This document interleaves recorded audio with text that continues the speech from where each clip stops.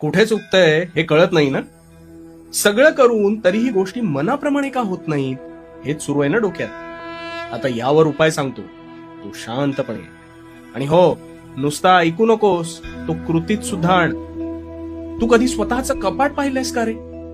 आता तू म्हणशील ते मी रोजच पाहतो, त्यात काय. अरे त्यातूनच आता तुझ्या मनातले प्रश्न सोडवतो बघ.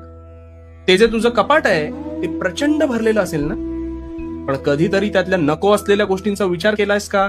नाही. निव्वळ ते कपाट भरण्याच्या मार्गावर तू आहेस, हो की नाही? पण मग एक दिवस अशी गफलत होते की हवी असलेली गोष्ट आपल्याला सापडत नाही. त्यावेळेस ती शोधत असताना तू ते कपाट अजून अस्ताव्यस्त करतोस आणि मग तसाच पुढे निघून जातोस. आता हे जे कपाट आहे ना, हे तुझ्या मस्तिष्काप्रमाणे आहे.